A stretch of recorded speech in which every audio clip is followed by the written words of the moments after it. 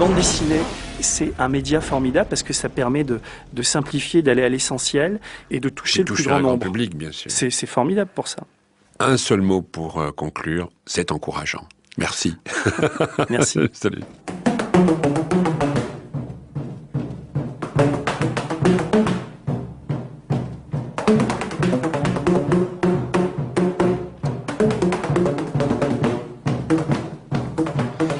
Voilà, vous avez remarqué, c'était un entretien avec Denis Robert et puis à surveiller la réédition de ses livres Révélation avec le S en forme de dollar à la fin et la boîte noire qui était initialement publiée en 2001 et 2002 aux éditions des Arènes. Et puis tout à fait autre chose, très encourageant, un nouveau journal satirique, ça vous a peut-être pas échappé, qui se veut pluriel, créatif et fourre-tout, et qui s'appelle Zélium, et qui est arrivé le 11 février dernier dans les kiosques, et avec de très bons dessins. Et puis un autre journal, il y a des enragés du journal papier, c'est formidable, qui s'appelle Article 11, et qui est sorti mi-janvier.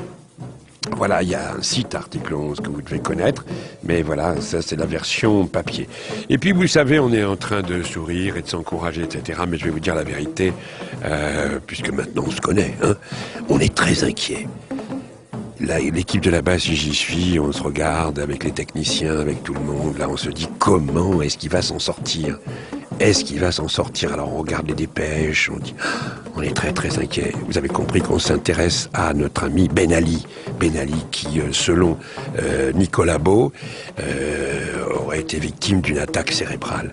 Alors on est évidemment très très inquiet. On pense à tous ces Tunisiens extrêmement malheureux qui doivent s'inquiéter, qui doivent attendre des nouvelles d'une seconde à l'autre. Et puis on a une pensée aussi pour tous les amis du président Ben Ali, les amis français du président Ben Ali, alors sans remonter à François Mitterrand évidemment, qui avait en 1989 parlé des progrès de la démocratie en Tunisie. Il y a quelqu'un qui doit être très inquiet à l'heure qu'il est, c'est Lionel Jospin, qui en 1997, accueillant à Paris Zine El Abidine Ben Ali, avait parlé de, je cite, performance de l'économie, sécurité dont jouit la Tunisie. Il avait évoqué la proximité de nos idéaux de tolérance et de solidarité qui font de nos deux pays des partenaires que tout rapproche. Jacques Chirac doit être très inquiet pour la santé de son ami Ben Ali, dont il avait dit en 2003 lors d'une visite à Tunis, le premier des droits de l'homme, c'est de manger, de se soigner, de recevoir une éducation.